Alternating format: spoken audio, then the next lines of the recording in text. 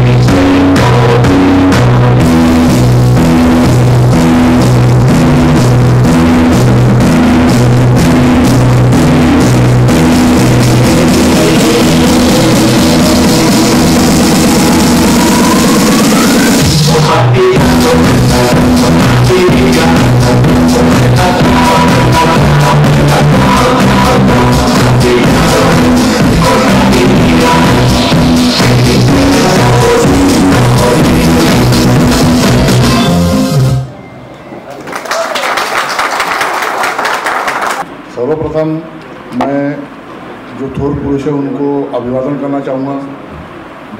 Bharat Ratna doctor बाबा साहब आम्बेडकर, हमारे सावित्रीबाई फुले, महात्मा फुले, शिवाजी महाराज, इनको मेरा कोटि कोटि नमन है। जन ग्रामीण पत्रकार संघ महाराष्ट्र और वर्किंग जर्नलिस्ट ऑर्गेनाइजेशन के सभी पदाधिकारी और मुख्य उपस्थित अतिथि को भी यहाँ पर मैं स्वागत करता हूँ। मेरे दूर दूर से आए पत्रकार भाइयों और बहनों, उनका भी मैं स्वागत करता हूँ। जन ग्रामीण पत्रकार संघ महाराष्ट्र और वर्किंग जर्नलिस्ट ऑर्गेनाइजेशन की ओर से यह राज्य स्तरीय पत्रकार सम्मेलन जो रखा गया है पत्रकारों के हित के लिए, पत्रकारों के मुद्दों के लिए।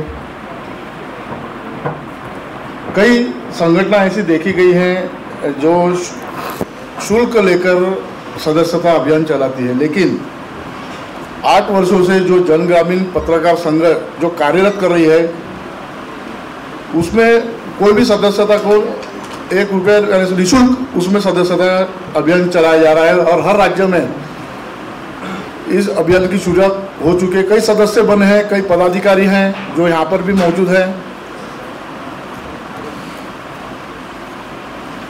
जन ग्रामीण पत्रकार संघ और वर्किंग जर्नलिस्ट ऑर्गेनाइजेशन की ओर से आज ये 2 दिवसीय जो प्रोग्राम रखा गया है, कई ऐसे मुद्दे हैं। हमने 2 वर्ष से कई पिछले अधिवेशन में हमने पत्रकारों के मुद्दों को लेकर मोर्चा निकाला। कई पत्रकार हमारे साथ में सम्मिलित हुए, कई लोग आए, कई पत्रकारों ने उसमें हमारा समर्थन किया। उसमें हमारे जन ग्रामीण पत्रकार संघ महाराष्ट्र के श्री देवानंद जी अहिरे, प्रदेश अध्यक्ष जन ग्रामीण पत्रकार संघ के श्री युवराज जी देवरे जो कार्याध्यक्ष हैं और शैलेंद्र जी साड़े अध्यक्ष। इनके बताए गए हुए कार्य और बताए गए हुए जो सूचना है उसके ऊपर हम चले हैं और हमेशा चलते रहेंगे सर।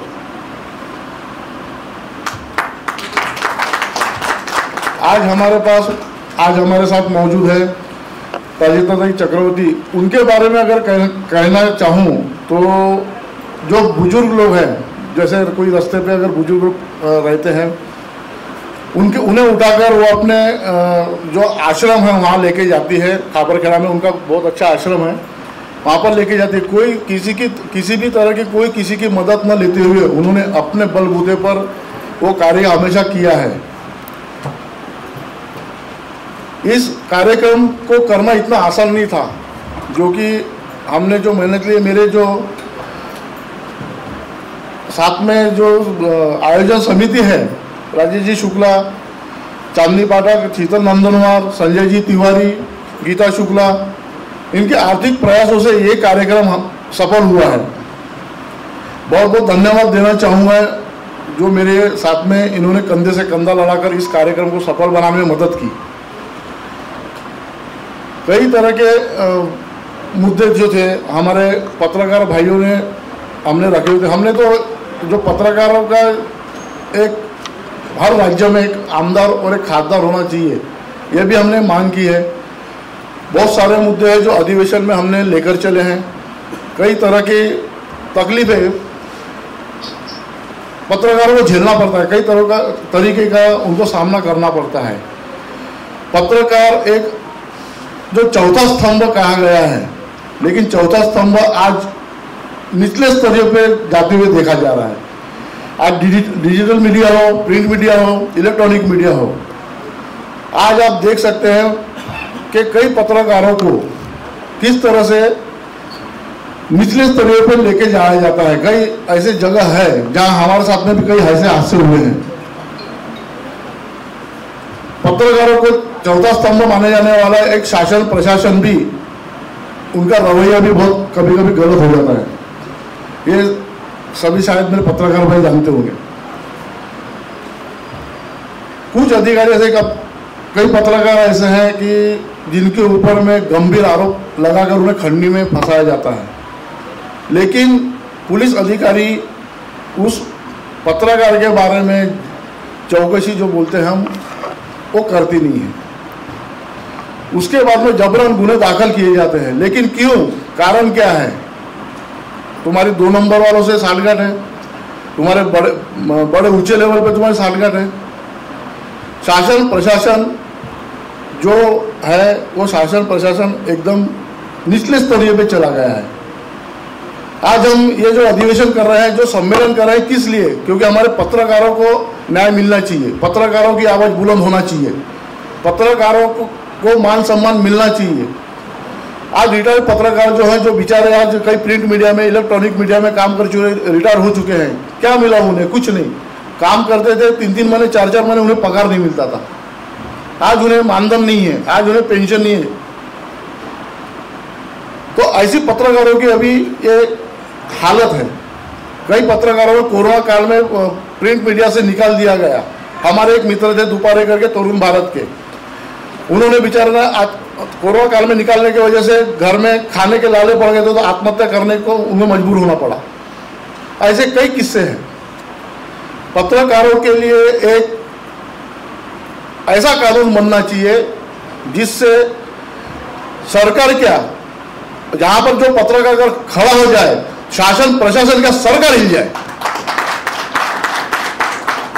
ये पत्रकारों की एक मजबूत और एक एकता संगठन होना चाहिए। आज के जमाने में जो भी पत्रकार है, जल कुकड़ेपना, जेलेसी, ये भावना लेके चलते हैं। तो ये भावना को दूर रखे। पत्रकारिता का एक ही मकसद होना चाहिए कि पत्रकार हम एक परिवार है, एक परिवार के साथ हम चलते हैं। तो सतत एविएन न्यूज के कैमरामैन दिनेश।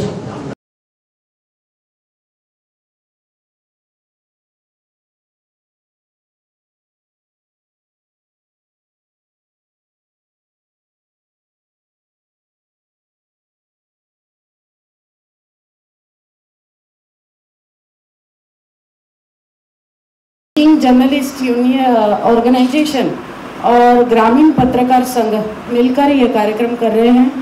और हमने मुद्दा उठाया मेन पत्रकारों के लिए। पत्रकारों के बारे में बात तो सभी करते हैं, पत्रकारों की प्रॉब्लम सब कोई बोलता है, मगर करता कोई नहीं है।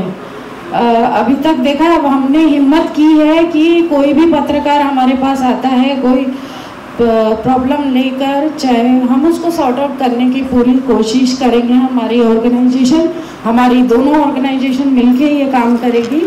और इसके लिए मैं प्रतीक पांडे सर और संजय तिवारी सर का बहुत बहुत धन्यवाद करूँगी। इन्होंने बहुत मेहनत की है मिलके, हम सभी ने, शीतल नंदनवार और बाकी सर जो है ग्रामीण पत्रकार संघ के, सभी ने मिलकर बहुत इस कार्य को आगे बढ़ाया है। और आप सभी से विनती है कि बने रहे हमारे साथ। और आप लोग में से भी कोई अगर कोई पत्रकारों का मुद्दा उठाना चाहता है तो सामने आकर बताए, कि क्योंकि हमको भी समझ में आएगा कि कुछ नए मुद्दे आ रहे हैं सामने, तो वो चीज को हम भी मतलब सॉल्व करने की हम लोग कोशिश करें। भानु ज्वाल पर फुहार है, तेग से दमन का लेखनी प्रहार है, उसकी आग में नवयुग का भी विस्तार है। तो जो कलम सरीखे टूट गए पर झुके नहीं, जो दुनिया के सन्मुख शीश झुकाती है, वो कलम किसी कीमत पर बेची गई नहीं, जो वह मशाल की भांति जल जाती है।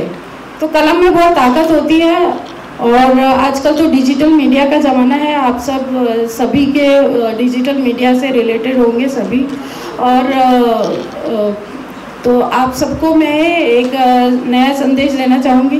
कोई भी अगर अपनी प्रॉब्लम यहाँ डिस्कस हमसे शेयर करना चाहे तो मंच पर आकर डिस्कस कर सकते हैं। धन्यवाद। माझा परिचय सांगते, मी शीतल नंदनवार, एक माझा न्यूज इंडिया 24 चॅनल आहे आणि मी जनग्रामीण पत्रकार संघटना नागपूर महिला अध्यक्ष आहे आणि सोबत वर्किंग जर्नलिस्ट ऑर्गनायझेशनमध्ये मी महिला प्रदेश अध्यक्ष आहे। दोन्ही संघटनेमध्ये मला काम करायला खूप आवडते आणि जनग्रामीण पत्रकार संघटनेमध्ये मी लगातार 2 वर्षापासून कार्यरत आहे आणि त्यामध्ये मी बघितलं की ही जी जनग्रामीण पत्रकार संघटना आहे ही पत्रकारांसाठी आणि बरेच लोकांसाठी लढा देते आणि त्यामध्ये मी बघितलेलं आहे की मागच्या वेळेस जे 2 वर्ष झाले आम्ही सतत आंदोलन केलेलं आहे अधिवेशनमध्ये आणि आमच्या मागण्या पूर्ण नाही झालेल्या आहे, आणखी पुन्हा करू आपण काहीतरी समोर। आणि हे अधिवेशन जे आज ठेवलेलं आहे राज्यस्तरीय पत्रकार अधिवेशन आणि सन्मान सोहळा, तर हे फक्त पत्रकारांसाठी तर आहेच, पण आपण इथे भरपूर सोशल वर्कर आहे, डॉक्टर्स आहे, आणखी काही शिक्षण क्षेत्रातले आहे, विद्यार्थी आहे, त्यांना पण आपण इन्व्हिटेशन दिलेलं आहे की त्यांचे जे मनोगत आहे आणि त्यांना काय समस्या आहे ते आपण ऐकून घेऊ. आणि कारण की कसं राहते की प्रत्येकांना समस्या राहतात, प्रत्येकांच्या काही गरजा राहतात, ते आपल्याला माहीत नाही होत. आता इथे मी सोशल वर्कर 2 खास मॅडमला बोलवलेले आहे.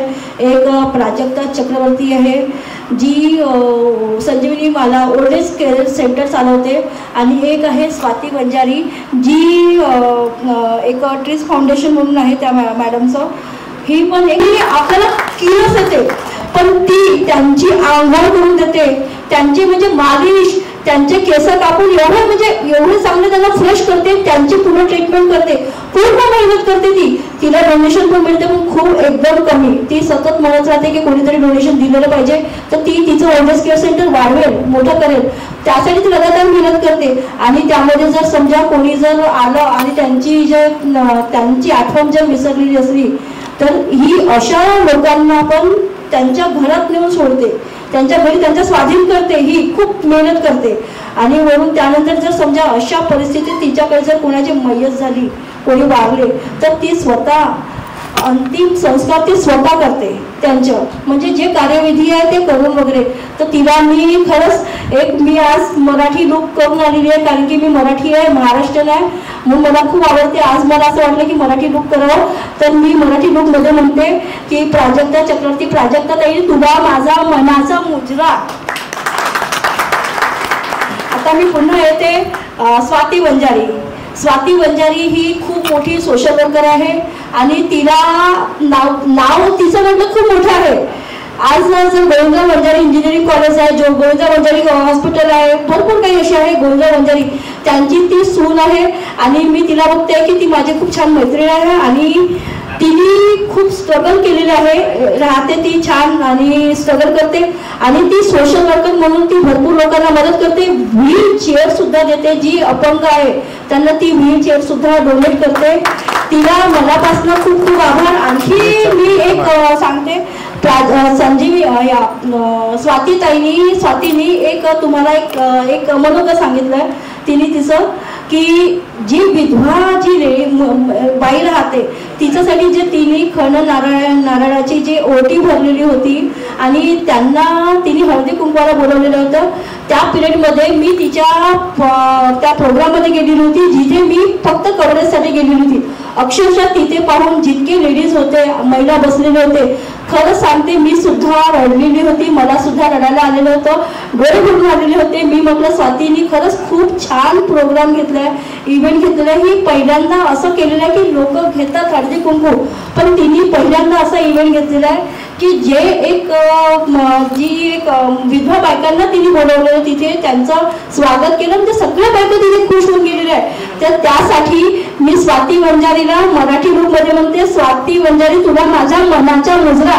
जनग्रामीण पत्रकार संघटनाकडून तुला आणि प्राजक्ता ताईला मनाचा मुजरा. तर आता आणखी आपले छोटे छोटे बाळा आलेले आहेत, स्टुडंट इथे, ते आपल्या पालघर जिल्ह्याची एक सोशल वर्कर म्हणून कार्यरत काम करत होती. तसेच मला कुठेतरी समाजातील किंवा शासकीय कार्यालयामध्ये असलेला जो भ्रष्टाचार आहे त्याचा एक किडा कुठेतरी वळवळत होता. तर तो किडा वळवण्यासाठी मी एकटी पुरेपूर फाईट करत होती. पण मला जनग्रामीण पत्रकार संघाचे साळे सर, देवरे सर आणि अहिरे सर यांनी जे जनग्रामीण पत्रकार महासंघाचं प्लॅटफॉर्म उपलब्ध करून दिलं, तर नुसतं प्लॅटफॉर्म उपलब्ध करून नाही दिलं, तर त्यांनी माझ्या कार्याची दखल घेऊन मला मुंबई विभाग महिला अध्यक्ष म्हणून थेट माझ्या पालघरमध्ये स्वतः येऊन मला नियुक्तीपत्र दिलं. हा माझ्यासाठी सर्वप्रथम आयुष्यातला सर्वात मोठा मान होता. त्यासाठी मी माझ्या या तिन्ही गुरुवर्यांचा मनापासून आभार मानते की त्यांनी मला हे जनग्रामीण पत्रकार महासंघाचं एक चांगलं प्लॅटफॉर्म दिलेलं आहे. आणि या प्लॅटफॉर्मच्या माध्यमातून मी माझ्या पालघर जिल्ह्यावर, तसेच मुंबई विभागात असो का महाराष्ट्रात कुठेही असो मी काम करते. कारण माझ्याकडे नुसतं जनग्रामीण पत्रकार महासंघाच नाही, तर इतर देखील बऱ्याच संघटनांची पदं आहेत. तर त्या पदांवर देखील मी काम करत असताना मला सर्वात जास्त जो सपोर्ट मिळालेला आहे तो माझ्या या 3 गुरुवर्यांचा मिळालेला आहे. तर मी एवढंच सांगू शकते की आजपर्यंत आपण समाजामध्ये जास्त करून बघतो की पुरुष वर्ग हाच पत्रकारिता करत असतो. एक महिला जेव्हा पत्रकारिता करते तेव्हा तिथे समाजाचा एक दृष्टिकोन वेगळा असतो की अरे ही तर महिला आहे, ही काय पत्रकारिता करणार, हिला काय येते. तर मी त्याच्यावर असं सांगू इच्छिते की नाही, आज प्रत्येक महिलेला समाजामध्ये असो, सरकारने असो का केंद्राने असो, कोणीही असो, जी ताकद दिलेली आहे त्या ताकदीचा वापर हा आपण आपल्या समाजासाठीच केला पाहिजे असे मला वाटते. तर त्यासाठी मी महाराष्ट्रातल्या म्हणजे जेवढ्या महिला ज्या असतील की ज्या सोशल वर्क करतातच आहे, जसे या समोर आता ताईंनी सांगितलं की या समाजासाठी खूप उत्कृष्ट चांगलं काम करतायत, तर त्यांना मी नक्की सांगू इच्छिते की सर ताई नुसतं समाजासाठी नका कार्य करू, कारण कार्य करत असताना महिलांना भरपूर संकटांना सामोरं जावं लागतं. याचं प्रात्यक्षिक उदाहरण मी स्वतः तुम्हाला देऊ इच्छिते, कारण माझ्यावर 3-4 वेळा जीवघेणे हमले झालेले आहेत, माझ्यावर भरपूर प्रेशर झालेले आहेत, माझ्या गाडीच्या काचा फोडल्या गेलेल्या आहेत, मला धमक्यांचे फोन देखील आलेले आहेत, तरीसुद्धा मी माझे काम सोडलेले नाही. तर मी एवढंच सांगेल की तुम्ही नुसतं सामाजिक कार्यकर्ता न बनता आमचं जे जनग्रामीण पत्रकार महासंघाचं जे आता सरांनी प्लॅटफॉर्म उपलब्ध करून दिलेला आहे त्याचा देखील तुम्ही वापर नक्की करावा. तसेच एवढं सांगू इच्छिते की आज महिलांची ताकद ही ओळखली पाहिजे, कारण आज प्रत्येक महिला ही पुरुषाच्या खांद्याला खांदा लावून काम करते. पण आजच्या तारखेला मी स्वतः बघितलंय की शासकीय कार्यालय अधिकाऱ्यांपुढे जिथे एक पुरुष वर्गाची ताकद कमी पडते ना, तिथे महिलांची ताकद काम करून जाते. तर त्याच्यासाठी तुम्ही त्या गोष्टीचा नक्की फायदा घ्या आणि त्याच्यासाठी आमचं हे जनग्रामीण पत्रकार महासंघ तर आहेच, त्याच्या माध्यमातून तुम्ही काम करा असं वाटेल. कारण मी असं आहे की मी सरांनी मला आज पदं देऊन 2 वर्ष झाले, पण सरांना मी सांगू इच्छिते की सॉरी, मी आजपर्यंत काही माझं संघटन वाढवलेलं नाही आहे. कारण मी संघटन का वाढवत नाही, कारण बरेचसे लोकांचा मी असा अनुभव घेतलेला आहे की त्यांना जेव्हा आपण पदं देतो किंवा आपल्यासोबत सामील करून घेतो तर ते त्याचा कुठेतरी गैरफायदा घेतात. तर मला तो गैरफायदा घेतलेला नको असतो, म्हणून मी माझ्या इथे डायरेक्ट मीडिया घेऊन घुसते.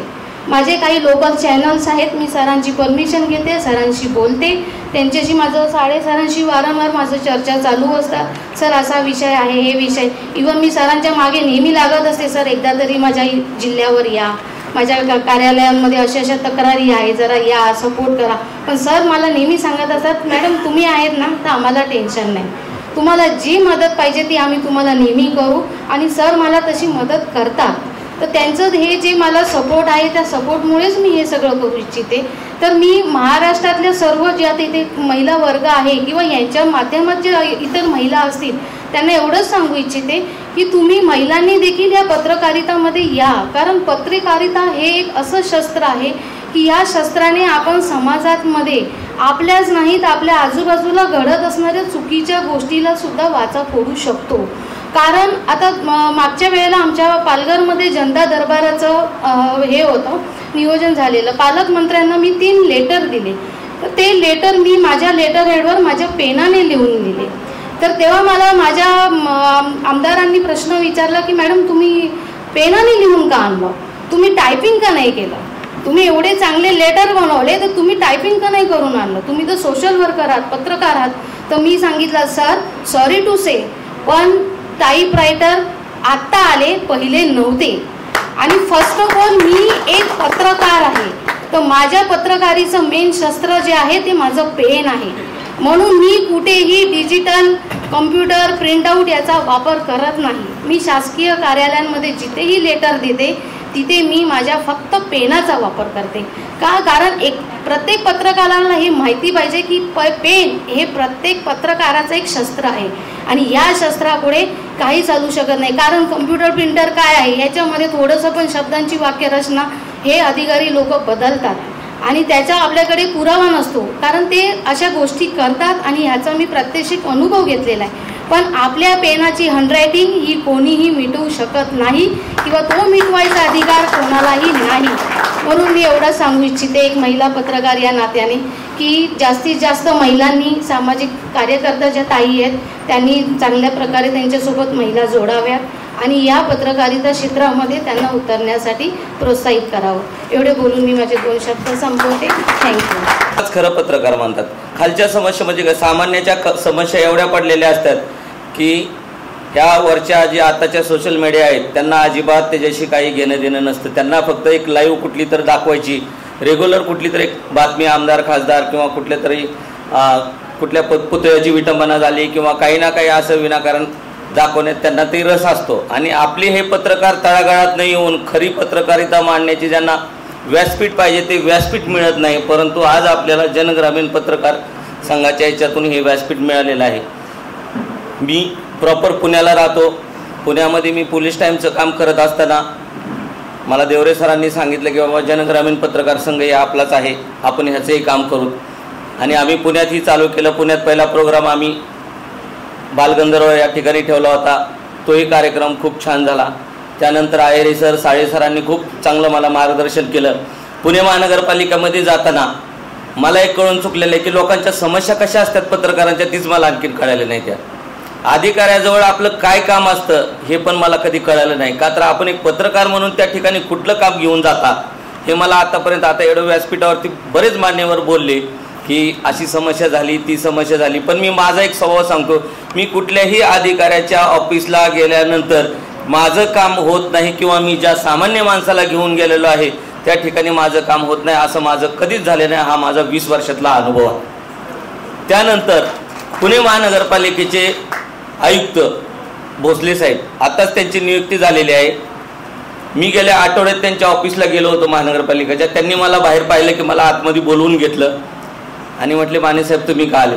म्हणलं सर तुम्ही काल 2:30 ते 4:30 या दरम्यान तुम्ही नव्हते म्हणलं ऑफिसला. ते म्हटले हो मला जरा मीटिंग होती त्या कारणाने. मला म्हटलं मला या ठिकाणचं तुमचं मुवमेंट रजिस्टर बघायचं आहे म्हटलं.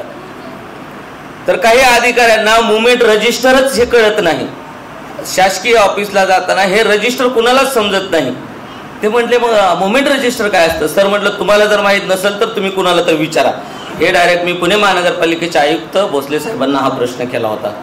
त्यावेळेस मग ते त्यांचे सोय सचिव आले आणि ते म्हणाले की सर हालचाल रजिस्टर. म्हणलं ते मला आत्ता बघायचं आहे. तर त्या रजिस्टरमध्ये कुठलीही नोंद नव्हती. त्याच्यानंतर काही तिथले कर्मचारी ज्यावेळेस बाहेर गेले होते तर त्यांची नोंद अशी होती की 12:25 गेले आणि ते आलेच नाहीत. मी साहेबांना म्हटलं की साहेब आता तुम्ही एक काम करायचे, 112ला कॉल करायचा आणि FIR दाखल करायची की आपल्या महानगरपालिकेतले कर्मचारी बेपत्ता झालेत किंवा घायल झालेत असे आपण कंप्लेंट करावी. त्यानंतर मग बरंच त्या ठिकाणी फोन आले. आमचे मुरली अण्णा मोहोळ यांचाही फोन आला. अरे माने म्हटले तू असे का करतोस, तो विषय सोडून दे. म्हणजे अधिकाऱ्याकडे जाताना आपली कामाची पद्धत आपण ठरवून गेलं पाहिजे. माहितीच्या अधिकारामध्ये मी काम करत असतो, मी नेहमी सगळे कामं करतो, परंतु त्या अधिकाऱ्याने गरिबाचं काम प्रथम केलं पाहिजे. मोठ्याचे तर सर्वच कामं करतात. कलम 4(1)चं उल्लंघन एवढं भयानक होतं की मी खुर्चीवर बसलेला अधिकारी, त्या दिवशी मी जिल्हा अधिकारी कार्यालयात गेलो होतो. त्यांना मी म्हणलं चल बाहेर उठ म्हणलं, तू पहिलं तू कोण आहे का, या ठिकाणचा दलाल आहे ते मला सांग म्हटलं. तुझ्या गळ्यात आयडेंटिटी आहे का, नाही, चल बाहेर निघ म्हणलं पहिला. ते म्हणलं अहो सर माझ्या खिशात आहे. खिशात नाही ठेवायचं म्हणलं, पहिलं वर घालायचं. आताही माझ्याकडे ती रेकॉर्डिंग आहे. आणि मला वरती ड्युटी सरांनी बोलवून घेतलं जिल्हा अधिकाऱ्याने लगेच. मी एवढा गोंधळ त्या ठिकाणी घातला की म्हणलं तू आता बाहेर निघायचं पहिलं. तू दलाल आहेस का म्हणलं इथं कलेक्टर ऑफिसला बसलेला, मग तू पहिला आयडेंटिटी का. म्हणजे असे काही कामं करताना म्हणून मी ज्याही विभागात जातो, पश्चिम महाराष्ट्राला जातो, पश्चिम महाराष्ट्रामध्ये पण SP कुलकर्णी साहेबांचं देखील मी आता काम म्हणजे बरंच त्यांना त्रास दिलेला आहे. का तर अल्पवयीन मुलींकडनं त्या ठिकाणी व्यवसाय करून घेतला जातो. सोलापूर जिल्ह्यामध्ये 2 गावं अशी आहेत की मोडणीम आणि टेंभुर्णी ह्या गावामध्ये. परंतु त्या ठिकाणचं मी सध्याच्या लेवलला जवळजवळ 90% काम सगळं बंद केलेलं आहे. ते काम बंद करण्याची ताकद मला मिळालेली आहे. तर हे आमचे 3 माझे गुरु साळेसाहेब, देवरे साहेब या सगळ्यांमुळेच मी हे सगळं काम करतो पुण्यामध्ये आणि पश्चिम महाराष्ट्रामध्येही करतो. महानगरपालिकेमध्ये तर ज्यावेळेस महानगरपालिकेचं बजेट सादर केलं होतं कर आकारणीचं, तर त्याच्या अगोदर मी त्यांना माहिती अधिकाऱ्यांमध्ये विचारलं होतं की पुण्याचं क्षेत्रफळ किती आहे. पुण्याचं क्षेत्रफळ किती आहे म्हटल्यानंतर त्यांनी मला कागदपत्र ज्या पद्धतीने दिली त्या पद्धतीनं कर आकारणीची वसुली झालेली नव्हती. जर क्षेत्रफळ तुमचं तेवढं होतं तर कर आकारणी होणं गरजेचं आहे. याच्यावरती मी तिथं कानाडे साहेब म्हणून कर आकारणीला होते, त्यांना आपण तिथून सस्पेंड करायला लावू. आजही त्यांचा पगार अथवा सगळं काही तिथं थांबलेलं आहे, अजिबात त्यांना 1 रुपया मिळालेला नाही. सोलापूरला पण मी गेल्यानंतर मला DYSP भेटायला आले. मला म्हटले की आपण एक काम करा, आता माझ्याबरोबर तुम्ही चला आणि आम्हाला ज्या ठिकाणी अल्पवयीन मुलींकडे व्यवसाय करून घेतला ते ठिकाण मला दाखवा. मी म्हणलं चला ठीक आहे दाखवतो. त्यांनी 2 गाड्या बोलवल्या, टेंभुर्णी पोलीस स्टेशनचा किस्सा आहे. 2 गाड्या बोलवल्या आणि मला घेऊन एका लॉजला गेले. त्या ठिकाणी लॉजला जवळजवळ 16 महिला होत्या खाली. त्या लॉजला अशी पद्धत होती की समोरून येणारा दरवाजा आणि आत बेडरूम सारखं बनवलेलं होतं आणि कपाटासारखं बनवलं. त्या कपाटाच्या आतून महिला बाहेर काढल्या जायच्या. परंतु मी त्या ठिकाणी जाऊन आलो होतो, त्याच्यामुळे मला ती सगळं कंडिशन माहिती होतं, म्हणून मी त्यांची तक्रार केली. त्याच्यानंतर आपल्याला मंत्र्यापर्यंत जाण्याची गरज नाही किंवा पोलीस राज्य प्राधिकरण मुंबईला मी तक्रारी केल्या या विषयावरती. म्हणजे माझा अनुभव सांगतो की अशा ठिकाणी आपण जातो तक्रार करायला, पण त्या ठिकाणी मला काय मिळालं, काही शून्य मला त्या ठिकाणी मिळालं. का मिळालं तर त्यात राज्य पोलीस तक्रार प्राधिकरणाची नियुक्ती जी केलेली आहे ती मुळातच चुकीची आहे. जरी ते मुंबई हायकोर्टाचा न्यायाधीश त्या ठिकाणी तिथं बसवलेले होते माझ्या सुनावणीला, 1 न्यायाधीश होते आणि दुसरे आणखीन 2 समितीवरती लोक होते. मला त्यांनी म्हटले की बाबा तुमचा अर्ज आलेला आहे. मी तो अर्ज म्हटले हा तुमचाच आहे का, मी वाचून बघितला. मी म्हटलं हो हा माझाच अर्ज आहे. मला त्याच्यानंतर ते म्हटले की तुम्ही ज्यावेळेस सोलापूर हायवेला जाता त्यावेळेस तुम्हाला तिथं असा प्रकार घडला होता का. मी म्हटलं नाही. मग मुळातच आमच्याकडे अशी पद्धत आहे किंवा आम्हाला असे न्यायव्यवस्थेचे कचाट्यात आम्ही अडकलेलं आहे की जो पीडित व्यक्ती असेल तोच ह्यांच्याकडे तक्रार करू शकतो. सर म्हटलं मी एवढ्या लांबून जर आलेलो आहे, मला पूर्वी जरी सांगितलं असतं की मी पीडितच या ठिकाणी येतोय तर मी तक्रार केली नसती. तर पण मला आता असं करावं लागेल की माझ्या खिशात 1 लाख रुपये घ्यावे लागतील आणि मी त्या ठिकाणी जाऊन पैसे उधळण आणि बलात्काराचा गुन्हा दाखल माझ्यावरती करून घेऊन आणि मी पीडित होईन मग तुमच्याकडे मी न्याय बघायला येऊ का म्हटलं. त्यावेळेस मग ते म्हटले नाही. मग त्याच्यानंतर त्यांनी माझ्या अपीलवरती बराच काही विचार केला आणि सोलापूर SP ला डायरेक्ट ऑर्डर काढल्या. असे काही माझे बरेच अनुभव आहेत. आता जास्त वेळ घेत नाही. प्रत्येकाच्या अनुभव त्या व्यासपीठावरती प्रत्येकाने सांगितलेले आहेत.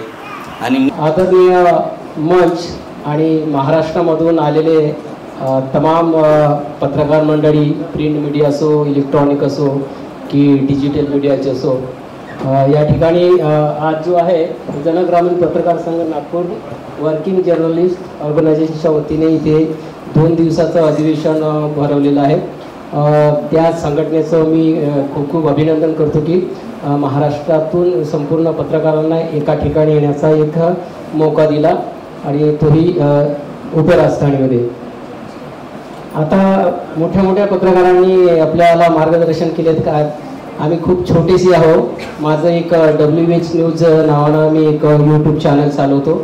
मी जवळपास आता 5 लाख सबस्क्रायबर होत आहे आणि संपूर्ण म्हणजे देशभरातले असो नागपुरातले असो आम्ही अपडेट देण्याचा प्रयत्न करतो.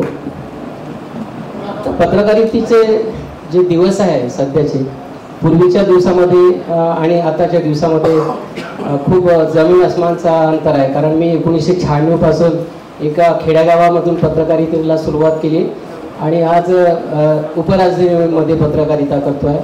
त्यावेळेचा एक जमाना होता की आम्ही कागदावर बातमी लिहून द्यायचो, गावातली बातमी, आणि ती बातमी पोहोचवण्यासाठी जवळपास 3 ते 4 दिवस लागत होते. कारण गावामध्ये बस येत होती आणि त्या बसच्या ड्रायव्हरपाशी आम्ही ते पत्र देत होतो. ते पत्र नंतर त्या SD स्टँडच्या बॉक्समध्ये पडत होते. त्याच्यानंतर मग तिथून ते संपादक तिथले बॉक्स काढून ती मग बातमी 3 दिवस लागत होते. पण मात्र आता तसं नाही राहिलं आहे. आता एकदम इमिजिएटली बातमी जाते आहे. ज्यांच्या हातामध्ये मोबाईल आहे सध्याच्या जमान्यामध्ये तो म्हणजे तो प्रत्येकच व्यक्ती पत्रकार होऊ शकतो. कारण मोबाईलच आता आपला पत्रकार झाला. कारण डिजिटलच्या युगामध्ये सगळं काम मोबाईलवरून होत आहे आणि AIचं सुद्धा उदाहरण आपल्याला दिलेलं आहे. कारण प्रिंट मीडिया असो की इलेक्ट्रॉनिक्स मीडिया असो, या संस्थांमधून जे आहे पत्रकारांची छाटणी होत आहे. कारण स्टॉक जो आहे तो कमी होत आहे. म्हणून मी सुद्धा एका मोठ्या वृत्तपत्रामध्ये काम करत असताना मला सुद्धा जेव्हा मी जॉईनिंग केली होती 2016ला, तेव्हा मला सुद्धा वाटलं होतं की वृत्तपत्रामध्ये भविष्यात येणारे दिवस हे कठीण येऊ शकते, म्हणून स्वतःचं तरी आपण काहीतरी केलं पाहिजे. म्हणून त्यावेळेस मी त्या वृत्तपत्रामध्ये काम करत असतानाच, मोठ्या वृत्तपत्र म्हणजे हिंदीचं वृत्तपत्र होतं दैनिक भास्कर नावाचं, त्या वृत्तपत्रामध्ये काम करत असतानाच मला एक असं वाटलं होतं का कुठेतरी डिजिटल मीडियामध्ये आपण पाऊल टाकलं पाहिजे आणि ती सुरुवात आतापासून केली पाहिजे. म्हणजे उद्या जर वृत्तपत्राने जर आपल्याला म्हटलं की कल से तुम मत आओ, तर लगेच आमचं स्वतःचं एक प्लॅटफॉर्म तयार करून आपलं स्वतःचं काम आपण चालू केलं पाहिजे. म्हणून माझ्या सगळ्या मित्रांना मी तेच सांगतो आहे की आता मोबाईल तुमच्या हातामध्ये आहे आणि मोबाईल तुमच्या हातामध्ये असल्यामुळे जे तुम्ही स्वतः पत्रकार आहात, म्हणजे ज्याच्यामध्ये क्रिएटिव्हिटी आहे, लिखाणाचं कौशल्य आहे, व्हिडिओ शूट करण्याची त्यांच्याकडे चांगली एक म्हणजे दिमाग आहे, बातमी लिहिण्याचा दिमाग असला तर तो कोणीही व्यक्ती पत्रकार बनू शकतो. पत्रकारितेला डिग्री घेण्याची काही गरज नाही मला तरी वाटतं. आता मी घेतली आहे, पण म्हणजे ज्यांच्यामध्ये बातमी लिहिण्याचं कौशल्य आहे, बोलण्याचं कौशल्य आहे, तो चांगला अँकरिंग करू शकतो, चांगली आपली बाजू मांडू शकतो, तोच म्हणजे पत्रकार आहे. आणि आताची जर पत्रकारिता आपण बघितली तर माझ्या तरी मते मी सांगतो की लोकांचा इलेक्ट्रॉनिक मीडियावर भरोसा राहिलेला नाही आहे. कारण आम्ही बघतो आहे इलेक्ट्रॉनिक मीडिया काय दाखवते आहे, रोज काय दाखवतो आहे, डिबेट्समध्ये तुम्ही काय बघताय, म्हणजे जे नको आहे ते आम्हाला मोठ्या मोठ्या वृत्त चॅनलमधून दिसतो आहे. मोठ्या मोठ्या वृत्तपत्रातून ज्या पूर्वीच्या बातम्या यायच्या त्या बातम्या सुद्धा आम्हाला आता दिसत नाही आहे. वृत्तपत्र आम्ही जर सकाळी जर वाचलो तर दुसऱ्या मागच्या पेजवर आम्हाला सगळं काय बातम्या बघायला मिळते की या ठिकाणी बलात्कार झाला, या ठिकाणी मर्डर झाला, हे खून झाला, इथे असल्या प्रकारच्या बातम्या आपल्याला बघायलाच मिळतो आहे. इलेक्ट्रॉनिकचे जर टीव्हीचं बटन जर आपण चालू जर केलं तर त्यावर निस्ता डिबेट्समध्ये हिंदू मुस्लिमचे डिबेट्स ऐकायला मिळतात. शेतकऱ्यांचे प्रश्न कोणी उचलत नाही, बेरोजगारी या देशामध्ये आहे त्यावर कोणी बोलत नाही आहे, महागाईचा प्रश्न कोणी लावून धरत नाही आहे. निवड जातीयवादी आणि तेढ निर्माण करणारा जर हे सगळं इलेक्ट्रॉनिक्स किंवा इतर मीडिया असल्या कारणानं आता सर्वात महत्वाची जी भूमिका आता सध्या जर जे कोणी बजावत आहेत, आता आम्ही त्याला तर आम्ही सरळ नावच दिलेलं आहे. म्हणजे लोकशाहीचे जे 4 स्तंभ म्हणत होतो ना, तर आम्ही एक 5वा स्तंभ त्याच्यामध्ये ऍड केला आहे, तो म्हणजे डिजिटल मीडिया. आणि डिजिटल मीडियामध्ये काम करत असताना बरेचसे जे पत्रकार जे आहे, जे पत्रकारितेच्या क्षेत्रामधून आले आहे, ते एक पत्रकारितेच्या नियमाला धरून जे पत्रकारिता करतात आणि आपल्या बातम्या त्या लोकांपर्यंत पोहोचण्याचं काम करतात. पण काही नवीन जे या डिजिटल मीडियामध्ये जे आलेले जे कोणी आहे ते थोडंसं पत्रकारितेचं भान नव्हतं. आलेला जो कुठलाही मेसेज जो आहे, व्हॉट्सअपवरून आलेला मेसेज त्याला लगेच त्याची बातमी करून ते व्हायरल करणे, अशा चुकीच्या पद्धतीच्या बातम्या सुद्धा काही आपल्याकडून डिजिटल माध्यमाकडून जात असल्या, त्यामुळे डिजिटल माध्यम कुठंतरी लोकांच्या म्हणजे संशय याच्यामध्येच आहे. पण डिजिटल माध्यम खरोखरच चांगलं आहे, कारण तुम्ही जर चांगलं काम जर केलं तर ते माध्यम चांगलं आहे, तुम्ही त्या माध्यमावर वाईट काम केलं तर ते वाईट आहे. कारण एका बातमीने तुमच्या बातमीमुळं या देशामध्ये अंगारी लागू शकते. अशा प्रकारच्या बातम्या आपल्या हातून गेल्या नाही पाहिजे, हे दक्षता इथे डिजिटल मीडिया चालवण्यावाल्यांनी सुद्धा घेतलेलं आहे. आणि आता सध्या मीडियाची जे व्याख्याच आहे ते सरांनी सुद्धा मगाशी सांगितलेलंच आहे, पण माझ्या मते जी व्याख्या आहे, कारण पूर्वी जे आहे हे वृत्तपत्र छापल्या जात होतं, त्यानंतर ते विकल्या जात होतं वृत्तपत्र. कारण लोक वाट बघत होते की आपल्याकडे वृत्तपत्र आहे तर काय आहे, म्हणजे छापल्या जात होतं तेव्हा ते विकल्या जात होतं. पण आताचे जे वाक्य जर बघितलं तर वृत्तपत्र किंवा इलेक्ट्रॉनिक मीडिया पहिले विकल्या जाते, त्याच्यानंतर छापल्या जाते, अशी ही व्याख्या झाली आहे. त्याच्यामुळे बऱ्याचशा लोकांचा विश्वास सुद्धा कमी झाला. म्हणून पत्रकारितेवर लोकांचा विश्वास आजही कायम राहावा यासाठी आपल्या पत्रकारांनी एक जबाबदारीने पत्रकारिता केली पाहिजे, जबाबदारीनं बातम्या दिल्या पाहिजे, निर्भीड बातम्या दिल्या पाहिजे. आता निर्भीड बातम्या देणाऱ्यांवर सुद्धा कारवाई होते, म्हणजे जर बोललं ते एक भीतीच आहे, पण भ्यायचं कारण नाही. तुम्ही जर भारतीय संविधानाच्या दायऱ्यामध्ये जर राहून जर कोणाच्या विषयी बोलत असाल तर नक्की तुमच्यावर कारवाई होणार नाही. तुम्ही जर एकदम थेट जर बोलत असाल तर कारवाई झाल्याशिवाय राहणार नाही. म्हणून पत्रकारितेचा आवाज दाबण्याचा सुद्धा या ठिकाणी प्रयत्न होत आहे. डिजिटल मीडियाचे जे आता काही आवाज आहे डिजिटल मीडियावरील कुठेतरी बंधनं येणार आहे. म्हणजे 2021 पासून जे डिजिटल मीडियाचे कायदे सुद्धा केंद्र सरकारने म्हणजे लावलेले आहे. आता त्याचं ड्राफ्टिंग सगळं चालू आहे. चांगले दिवस सुद्धा येईल, कारण डिजिटल मीडियाला जर केंद्र सरकारच्या दायऱ्यामध्ये आणलं तर आपल्याला सुद्धा मोठ्या प्रमाणात तुम्हाला त्याचा फायदा सुद्धा होणार आहे. कारण जाहिराती मिळतील. जवळपास एकेका डिजिटल मीडियाला 10-15 लाखाच्या वर्षाच्या जाहिराती मिळतील. म्हणजे रोजगार सुद्धा मिळतील. म्हणजे चांगलंच आहे. जरी आवाज जरी दाबण्याचा प्रयत्न झाला असला तर मात्र तुम्ही जर खरी बातमी दिली तर तुम्हाला भिण्याचं काही कारण नाही आहे. पण खरोखर आणि सत्य बातम्याच देण्याचा आपण प्रयत्न केला पाहिजे. या ठिकाणी मला या पत्रकार संघटनेच्या वतीने आमंत्रित केलं त्याबद्दल त्यांचे धन्यवाद. आणि माझं सुद्धा एक पत्रकार संघटना आहे, राष्ट्रीय मराठी पत्रकार संघटना म्हणून, आणि डिजिटल मीडिया पोर्टल संघ म्हणून सुद्धा आम्ही काम करतो. आम्ही सर्व सोबतच मिळून काम करत असतो आणि पत्रकारांच्या हक्कासाठी लढणं ही एक चांगली गोष्ट आहे आणि सगळे मिळूनच आपण लढलं पाहिजे. आणि सर्वांनी जे आहे मी पुन्हा विनंती करतो की स्वच्छ आणि एकदम निर्भीड अशा आणि जनसामान्यांच्या बातम्या देण्याचा प्रयत्न कराल अशीच मी तुमच्याकडून आशा सुद्धा बाळगतो. धन्यवाद. नमस्कार. वर्किंग जर्नलिस्ट ऑर्गनायझेशन यांचे सर्वप्रथम मी आभार मानेन की महाराष्ट्रातीलच नव्हे तर वेगवेगळ्या राज्यातून जे आलेले आहेत त्यांना एकत्र करण्याचं काम या संघटनेनं केलं. त्यासाठी जोरदार टाळ्या होऊ द्या. सर्वप्रथम आपण सगळे एकत्र आहोत आणि एकत्र राहू. आपल्यासोबत कोण येते कोण नाही येत त्याचा विचार आपण करणार नाही. महाराष्ट्रामध्ये एक मोनोपल्ली सुरू आहे. ती मोनोपल्ली काय आहे तर मोनोपल्ली जो बोले सो कायदा. जो बोले सो कायदा म्हणजे संघटना एकच नाही आहे. संघटना एक नाही. आज ही जी संघटना काम करत आहे तळागाळ्यामध्ये जे पत्रकार काम करतात, जे लाठ्या काठ्या पोलिसांच्या खातात, बदमाशांच्या धमक्या ऐकतात असे पत्रकार इथे बसलेले आहेत. त्यांना न्याय देण्याचं काम ही संघटना करत आहे. परंतु स्वतःला मोठं समजणारी संघटना, मी नाव कुणाचं घेणार नाही, स्वतःला मोठं समजणारी संघटना, क्लब उघडून बसणारी संघटना हे कधीही तुमच्या पाठीशी राहणार नाही. परंतु हे जे मंचावर बसलेले आहेत, या संघटनेचे जे पदाधिकारी बसलेले आहेत, हे तुमच्या पाठीशी राहणार. आम्ही तुमच्या पाठीशी राहणार. आज जी इथे 2 दिवसीय अधिवेशन पत्रकारांचं ठेवलेलं आहे, यामध्ये अनेक विषय येतील आणि जातील.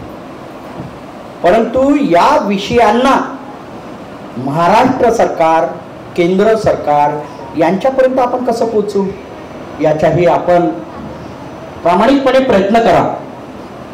कारण तुम्ही जर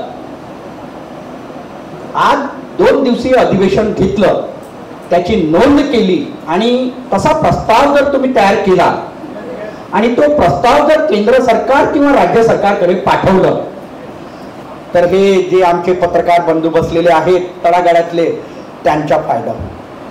आज इथे तरुणी आहेत,